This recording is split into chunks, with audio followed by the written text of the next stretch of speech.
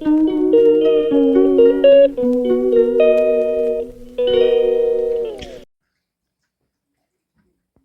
Everyone, welcome to my YouTube channel. तो आपका मेरे यूट्यूब चैनल में स्वागत है। सबसे पहले बड़ों को प्यार भरी नमस्कार और छोटों को ढेर सारा प्यार। तो आज का ब्लॉग लगभग सुबह के 9 बजे से शुरू हो रहा है। तो मैं पहुंच चुका हूं अपने ससुराल में। तो यहाँ पे पड़ रही है बर्फ़। ये देखो, यहाँ पे पड़ रही है बर्फ़। तो आज तो मौसम काफ़ी अच्छा बना हुआ है, क्योंकि यहाँ पे बर्फ़ पड़नी शुरू हो चुकी है। अंशी भी ले रही है बर्फ़ से इंजॉय। तो मम्मी जी भी गाय को घास पानी दे के और चापन दे के आ गए हैं अब बाहर की ओर।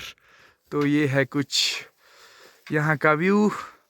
बर्फ़ बहुत ही तेज़ी से लग पड़ी है, क्योंकि थोड़ी देर पहले तक तो मौसम साफ था। मैंने सोचा शायद अब मौसम साफ ही हो जाएगा। तो मिलते हैं अब आपसे आगे। ये लगी है काकी अपने बर्तन धोने, और भैया और भाभी जी भी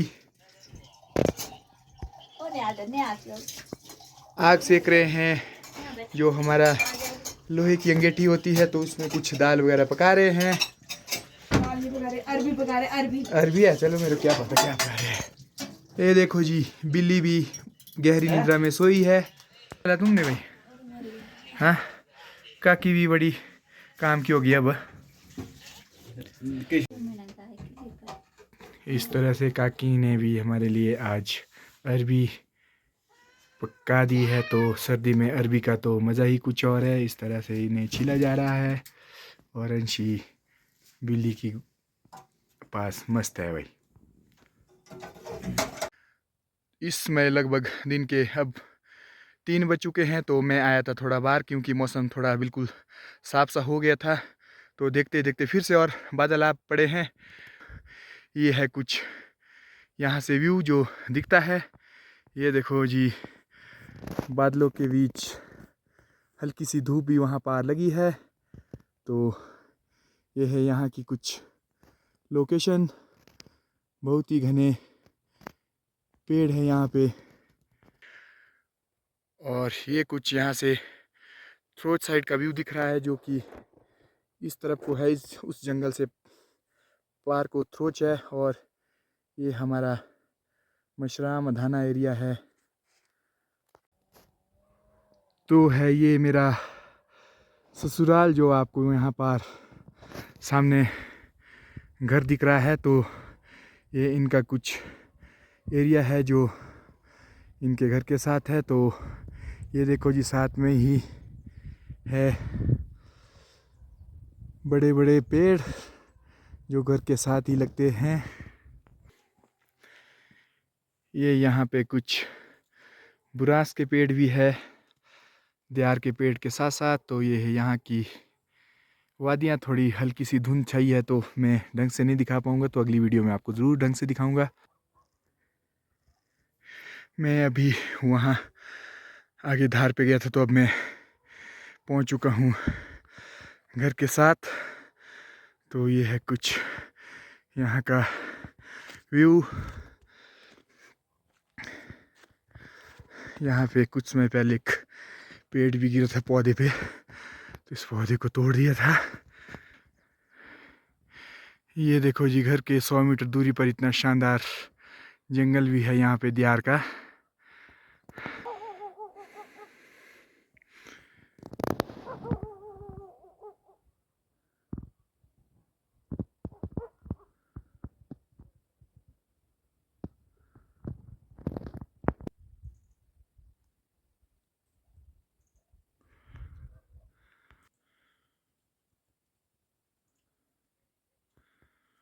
तो ये है यहाँ का कुछ व्यू। इसमें बहुत सारे बड़े बड़े पत्थर भी हैं साथ ही, और पेड़ बगीचे तो है ही है।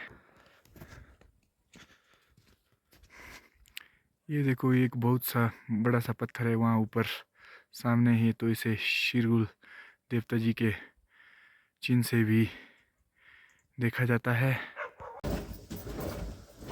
तो घर में पहुंचा तो मम्मी जी लगा रहे थे यहाँ मदानी टाइप का कुछ, जो जिससे दूध से लस्सी बनती है और मक्खन बनता है। तो ये है कुछ इनका जुगाड़, क्योंकि लाइट नहीं है तो इस जुगाड़ से ये मक्खन बनाते हैं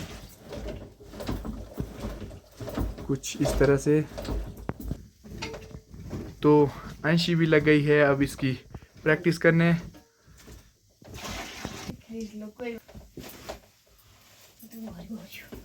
तो पुराने समय में इस तरह की मदानी का प्रयोग किया जाता था।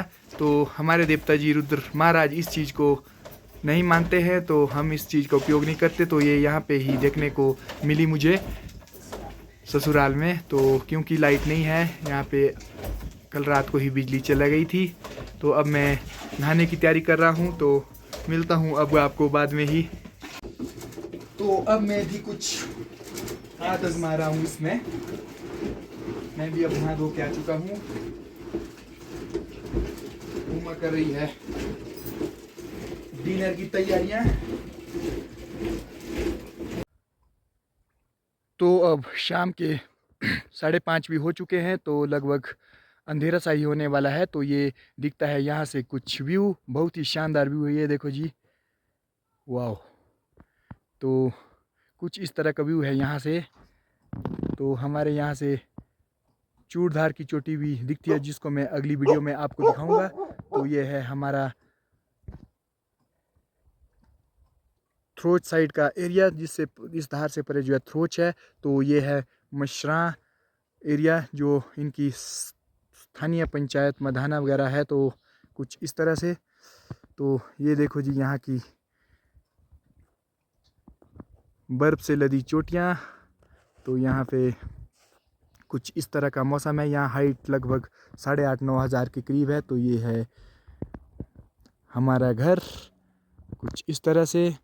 तो इससे ऊपर कोई घर नहीं है, ये हमारा लास्ट घर है। ये रोड से लगभग, अब तो रोड गांव में आ चुका है, लगभग 10 मिनट लगते हैं। गांव तो थोड़ा नीचे ही है, तो इसके बारे में मैं आपको अब कल ही बताऊंगा। तो यहाँ इस धार को यदि हम क्रॉस करते हैं तो हम सीधा ही अपने नावर क्षेत्र के कोटखाई क्षेत्र के गिरिगंगा में पहुँचते हैं। तो लगभग यहाँ से 3-1 घंटे लगते हैं हमें गिरिगंगा में पहुँचने के लिए। तो यदि हम यहाँ से पैदल रन है तो 3-1 घंटे लगते हैं शायद। तो कुछ इस तरह से यहाँ की वादियाँ। तो मिलते हैं आपको थोड़ी देर में। ये भाई साहब भी चल पड़े हैं अब कद्दू लेके। इन्होंने बर्फ़ की खुशी में आज शायद कद्दू पकाए हैं, तो मैं दिखाता हूँ आपको, रुको। तो इन्होंने ये कद्दू पकाए हैं और आज दिन भर ये कद्दू ही पकाए हैं बर्फ़ में। मम्मी जी भी अपनी गाय की ड्यूटी जो रहता ही है हमारा, घास पानी गाय को दूना वगैरह, वो कर रहे हैं। तो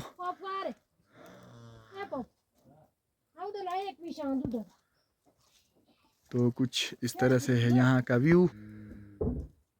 तो अंशी के लिए लगा है झूला और ये झूल रही है झूला। उसके मामू ने उसके लिए झूला लगाया है और वो झूले का आनंद ले रही है, क्योंकि यहाँ के बच्चे आज अपने मामू के घर गए हैं। भैया के, छोटे भैया के तो ये मामू के घर गए हैं और बड़े भैया के यहीं पे हैं। तो उन्हें आपसे अब मिलवाते हैं कल।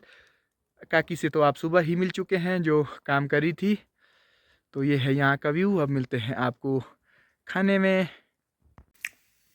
तो इस तरह से अब कद्दू का आनंद भी लिया जा रहा है। भाई बेरम टेस्टी कद्दू है। पप्पू भाई फिर से लगे हैं अब उस अधूरे काम को जो मैंने अधूरे छोड़ा था। तो पता नहीं कब तक होगा ये। तो ये बन रही है आज स्पेशल डिश, इसको बोलते हैं अस्के। तो ये मिट्टी के बर्तन में बनाए जाते हैं। कुछ इस तरह से चावल के आटे के बने होते हैं। तो मम्मी जी बना रही है इन्हें। तो कुछ इस तरह से मिट्टी का बर्तन लगाया जाता है। तो उसमें इनको बारी बारी से चूल्हे में गर्म किया जाता है। और